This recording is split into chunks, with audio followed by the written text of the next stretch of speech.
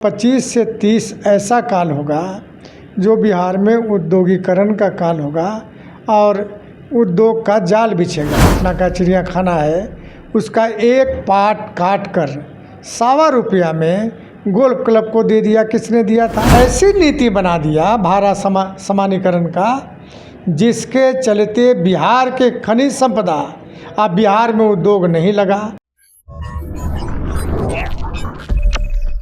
नमस्कार, आप देख रहे हैं ब्रेकिंग बिहार। मैं सुमन कुमार आपके साथ। देखिए, कांग्रेस लगातार विभिन्न मुद्दों पर भारतीय जनता पार्टी और जदयू को घेरने का प्रयास कर रही है। इसी कड़ी में आज कांग्रेस ने भागलपुर पीरपैंती में अडानी पावर को जो 250 एकड़ ज़मीन आवंटित की गई है बिजली घर बनाने के लिए, इस मुद्दे पर भाजपा और जदयू की सरकार को घेरने का प्रयास किया है। कांग्रेस का लगातार ये कहना है कि 250 एकड़ ज़मीन ₹1 प्रति वर्ष पे की दर से अडानी पावर को दिया गया है और उस ज़मीन पर तकरीबन 10 लाख पेड़ हैं। उन पेड़ों को भी काटा जाएगा, जिससे पर्यावरण को काफ़ी कुछ नुकसान होने वाला है। इन तमाम मुद्दों पर हम बात करेंगे। जदयू प्रवक्ता हमारे साथ हैं डॉक्टर निहोरा प्रसाद यादव। सर, बहुत बहुत स्वागत है। धन्यवाद।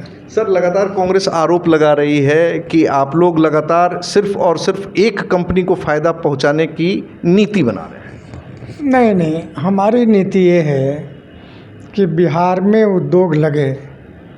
चूँकि कांग्रेस के नीतियों के चलते बिहार औद्योगिक मामले में पीछे रहा और कांग्रेस और राष्ट्रीय जनता दल के काल में जो उद्योग, चाहे चीनी उद्योग हो, पेपर उद्योग हो, जूट उद्योग हो, तमाम बंद हो गए थे।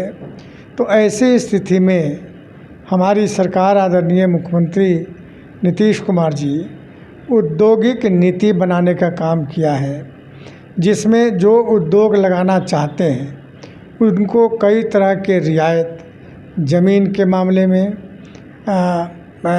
ब्याज, पैसे पर ब्याज के मामले में और जीएसटी के मामले में कई रियायत देने की घोषणा हुई है, ताकि उद्योगपति आकर बिहार में उद्योग लगाएं।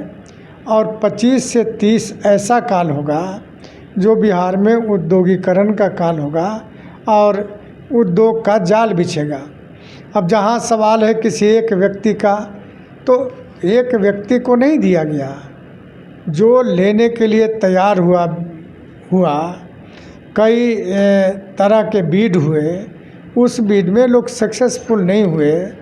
तो अगर अडानी लगाना चाहते हैं तो रोक थोड़े है, जो औद्योगिक प्रक्रिया है उसके तहत तो लगाएंगे।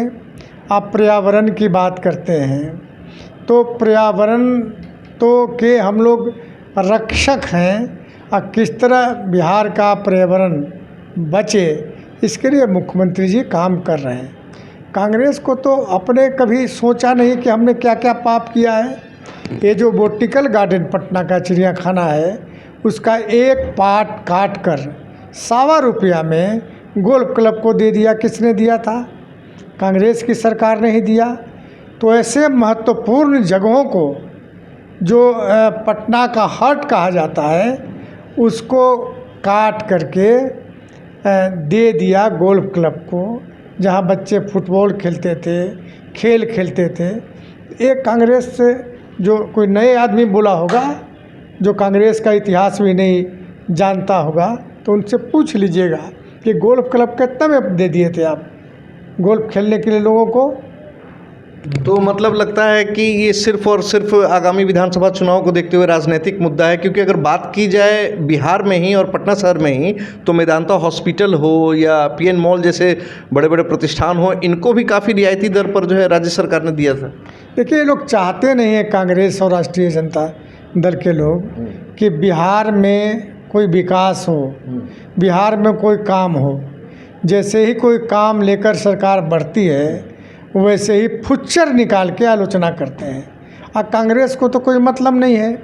आज जो कांग्रेस बोल रहा है, तो उसी का कारण है ना कि औद्योगिक मामले में बिहार पीछे हो गया। तो कांग्रेस बोलने दीजिए, जनता समझ रही है। नीतीश कुमार जी का जो काम है बिहार में औद्योगिक स्थापना करना, ये 5 साल में होगा। लगातार हम देखते आ रहे हैं कि दक्षिण भारत के राज्य जो कि औद्योगिकरण में काफ़ी आगे बढ़ चुके हैं, गुजरात और महाराष्ट्र की भी बात की जाए तो लगातार वहाँ पर भी 1 रुपये और 50 पैसे और 20-20 पैसे में कांग्रेस सरकार ने उद्योगों को ज़मीन दिया है। लेकिन जब बात बिहार की आती है तो कांग्रेस यहाँ पर पलट क्यों जाती है? देखिए, कांग्रेस बिहार के प्रति रूखा रवैया शुरू से अपनाया है। सारा खनिज संपदा हमारे यहाँ से ले जाते थे, जिस समय झारखंड हमारा अब बिहार एक था, और ऐसी नीति बना दिया भारत समानीकरण का जिसके चलते बिहार के खनिज संपदा अब बिहार में उद्योग नहीं लगा। बिहार में कोई ऐसे माल वाहक रेलवे लाइन नहीं जोड़ा जो झारखंड से मोतिहारी खनिज संपदा को ले जा सके। महाराष्ट्र गया, गुजरात गया, कलकत्ता गया, मध्य प्रदेश गया, इन लोगों को जोड़ने का काम किया और बिहार को बिहार की संपदा से परी इस प्रकार नीति बनाया कि बिहार में उद्योग न लगे, यह कांग्रेस ने किया। लेकिन आखिरी सवाल मेरा रहेगा कि एक सवाल ये भी तो बनता है ना सर कि जिस प्रकार से बिहार की भूमि उपजाऊ है और पीरपैंती में जो जगह चिन्हित की गई है वहाँ सही में हज़ारों लाखों की संख्या में पेड़ लगे हुए हैं, तो पेड़ों की कटाई, क्या ऐसी जगहों को नहीं चिन्हित किया जाना चाहिए था जहाँ पर पेड़ पौधों की संख्या कम हो और पर्यावरण को कम से कम नुकसान हो? ऐसा जगह नहीं मिल रहा होगा उतने ज़मीन, और पेड़ तो हमको लगता है शुरू होने के पहले लग जाएंगे। पर्यावरण के हम लोग पक्षधर है और ख़ास करके मुख्यमंत्री जी पर्यावरण के मामले में काफ़ी सतर्क रहते हैं, इसलिए वो दिक्कत नहीं है पर्यावरण में। अब पर्यावरण का रेशियो हम लोग बिहार में बढ़ाने का काम किया है। लेकिन रेशियो में सर अभी भी हम लोग बहुत पीछे हैं। हाँ, प्रयास है, मानते हैं पीछे हैं, लेकिन प्रयास में हम पीछे नहीं हैं, हमारा प्रयास लगातार चल रहा है। तो ये थे डॉक्टर निहोरा प्रसाद यादव। आपने स्पष्ट तौर से सुना, इनका आरोप है कि कांग्रेस जब खुद 1 रुपये और सवा रुपये में गोल्फ क्लब जैसी ज़मीन आवंटित कर सकती है और जब भागलपुर पीरपैंती में औद्योगिकरण की बात हो रही है, वहाँ बिजली घर बनाने की बात हो रही है जिससे बिहार का विकास होगा, बिहार को रेवेन्यू का भी फायदा होगा और एक सामान्य दर पर बिहार के लोगों को बिजली भी प्राप्त होगी, इसके साथ ही 12,000 लोगों को नौकरी भी मिलेगा और अप्रत्यक्ष रूप से भी काफ़ी लोगों को नौकरी मिलेगा। तो डॉक्टर निहोरा प्रसाद के दावों में कितनी सच्चाई है और आप इनकी बातों से कितना सहमत हैं और कितना असहमत हैं, कमेंट बॉक्स में जाकर अपनी प्रतिक्रिया जरूर दर्ज कराएं। फिर खबरों में फिलहाल इतना ही, तब तक के लिए दे इजाज़त, नमस्कार।